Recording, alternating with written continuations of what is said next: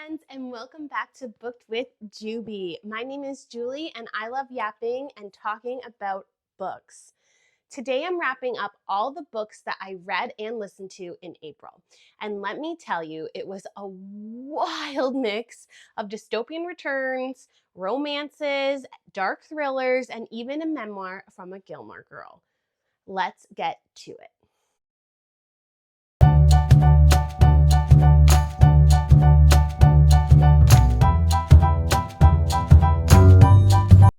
Okay, so the first book that I read in April, of course, was Sunrise on the Reaping by Suzanne Collins.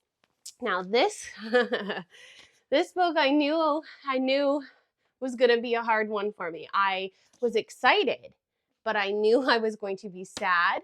And even though I knew really what happens, because this is a prequel set with Haymitch 24 years before Katniss, and so I knew what was going to happen. I still wasn't ready, and I still was not prepared, and I still bawled my eyes out. So I don't know why I do this to myself. I don't know why we do this to ourselves in general. You guys tell me. But anyway, this book is set 24 years before Katniss, and it dives into the 50th Hunger Games with Haymitch as the tribute.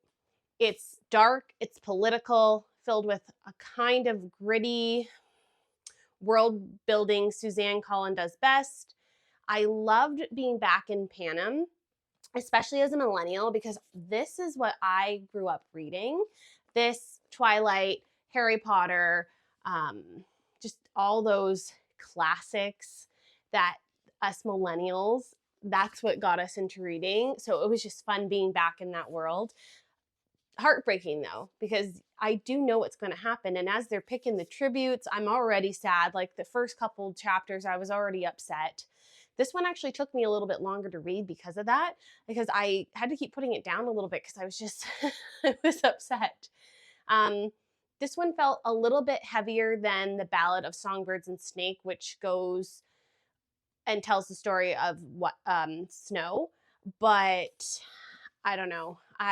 This one was hard. I think because it's Haymitch, and when you realize, like, when you look back at all the little things that he does, especially even in the movies, like they really did a good job in the movies of portraying like this Haymitch. I don't know. There's just something about it. Okay, so the next book that I read was The Wedding People by Alison Espach. Espach? Not sure if I'm saying that right. Sorry about that. This book was super duper fun, but also very unhinged. This one was a surprise hit for me. It's about a woman who gets invited to a stranger's wedding and goes to it.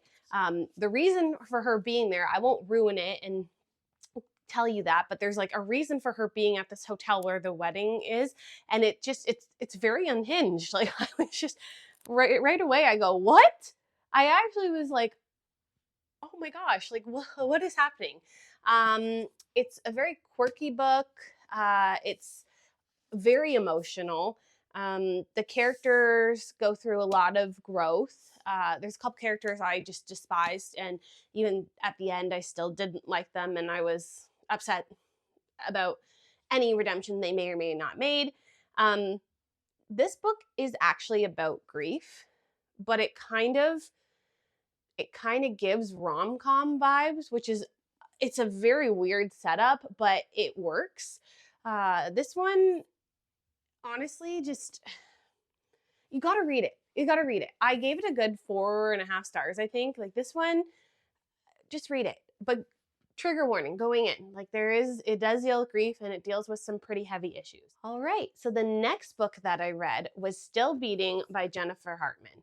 Now, I know I just said that The Wedding People was unhinged, but I lied. This one was unhinged. This book was unhinged. Now, I gotta give you major trigger warnings for this one because it deals with all of them. I mean, you could just start counting them on your finger what it deals with. It's very dark. It's emotional. It deals with huge trauma. Basically, two people get kidnapped and endure a horrifying circumstance together, and then the story begins like after this. It's really, this one was hard to read. I couldn't put it down. Unlike the Hunger Games book, where I knew it was sad. I knew what I was getting into. This one I didn't, and I couldn't put this one down because of that. I just needed to know what was going on and why this was so unhinged. I will say I was maybe a little bit disappointed in the ending, but also like when you read it, the ending does make sense. I think it's just, it wasn't exactly, I don't know. I don't know what I expected. Like I felt like it started off with like boom, and then it kind of just settled. But then again, this book kind of, it makes sense to do that for this book because of how the story goes. But definitely give this one a read. All right, the next book that I read in April was Magnolia Parks by Jessa Hastings. Now this book gets a lot of heat for very good reasons. Magnolia, BJ, oh my goodness, what can I say about these characters? This was basically like Gossip Girl sort of meets Euphoria. It has very high designer labels. It's very, very chic. They're like billionaires basically in England. So this was, wow, this was a lot. I mean, I wish, right? Now, the toxicity in this book, oh my God. Oh my gosh. These characters are the most toxic characters I've ever read in my entire life, but it was addicting. I honestly was like, what is going to happen next? You're almost rooting for them, which is crazy because they're so toxic. But I don't know. It was addicting. That's all I can say. Now I understand this book gets a lot of love, but also gets a lot of hate, and I totally understand why. I rated it at 3.5. It's almost a 4 for me, to be honest with you, other than the fact that I sort of hate the characters, but I sort of love them. So I think that says more about me than it does the book. And I don't know. I'm excited to read the next one, Daisy Hates. Yeah, I definitely recommend this, especially if you're liked Gossip Girl like I did. This one's definitely for you.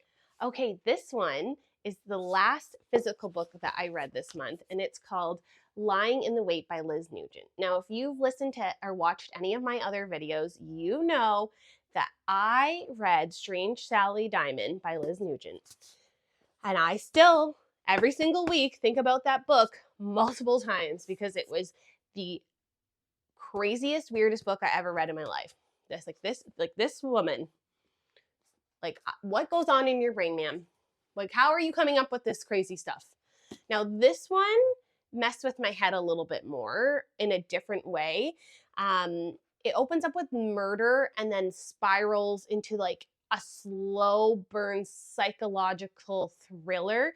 And it's also told from multiple POVs, which I love. I always, especially in thrillers, like I love a good multiple POV just to get like inside different characters' heads.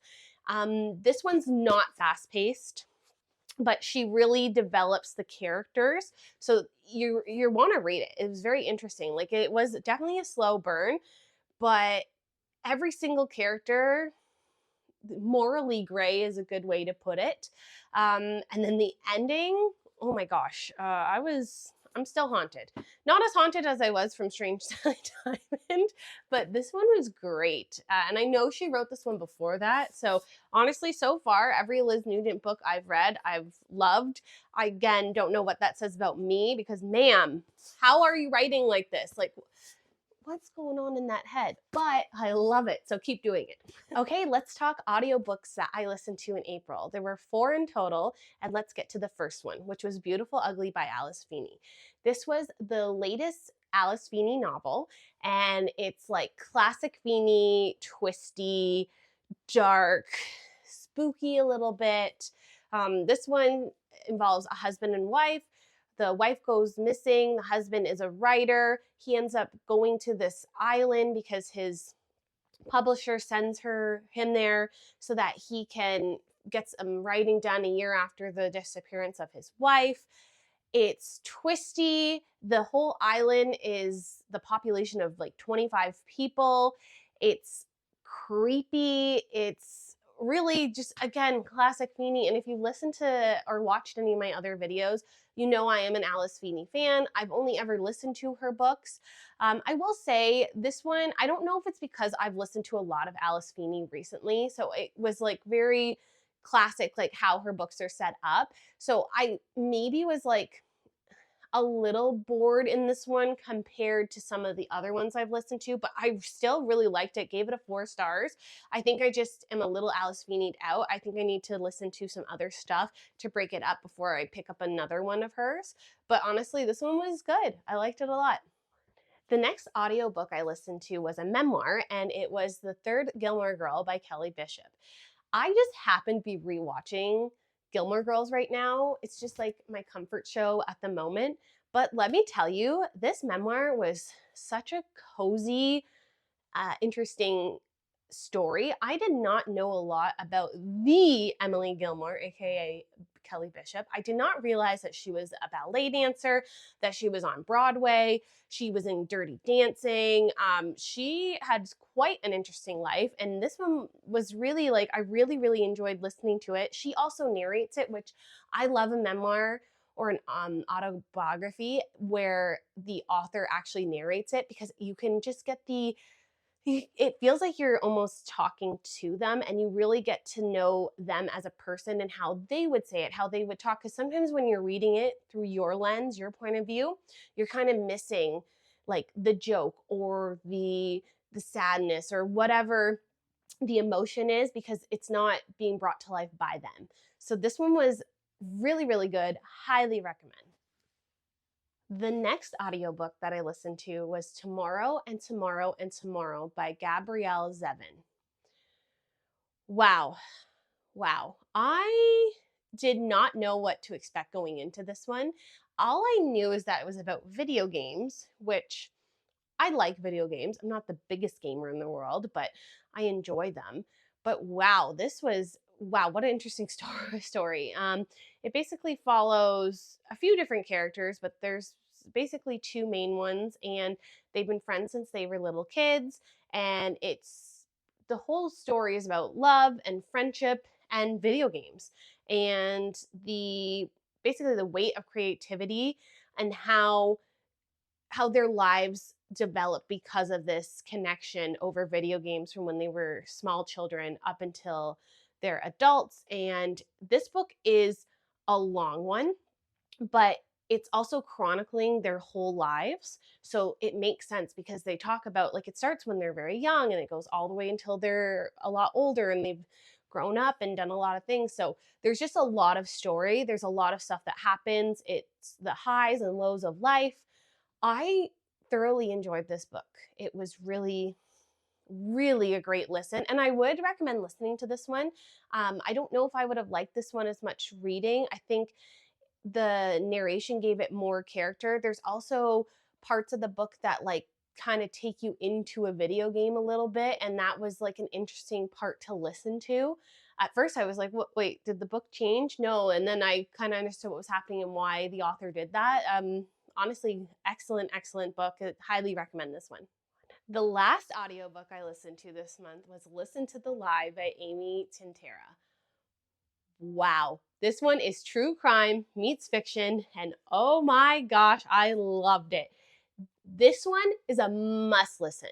And the reason being is because it has a podcast element, like a true crime podcast element, that is brought into the book. And what they did for the audiobook to make it like different, like they added, like it really made it sound like an actual podcast within the book. So it just added this aspect and another level to the book of just craziness, and so good. They also had different voice actors, which I always love, because it does change the dynamic and makes it more of like almost like you're watching a TV show or a movie. This book, wow. Just to give you a little synopsis, it's the main character might have murdered her best friend, but she doesn't remember. And somebody is creating a podcast about her and digging into the case years later. So good.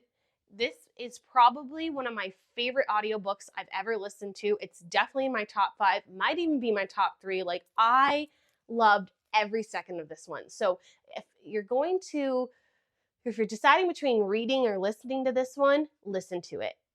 10 out of 10. It was so good. So that's everything that I read in April and listened to. Let me know in the comments if you've read any of these or if any of them are on your TBR. I'd love to hear your thoughts, especially on some of the books like Magnolia Parks. What do you think about the characters? Still Beating, did you find it unhinged? Have you listened to any of them? Have you listened to Listen to the Lie? Because, oh my gosh, but I want to know your feelings. Let me know. And if you aren't already subscribed, make sure you hit that subscribe button and hit the notifications so you get all my videos. You can find me here on YouTube, Booked with Juby, or on Instagram, Booked with Juby. Love you all so much. Bye.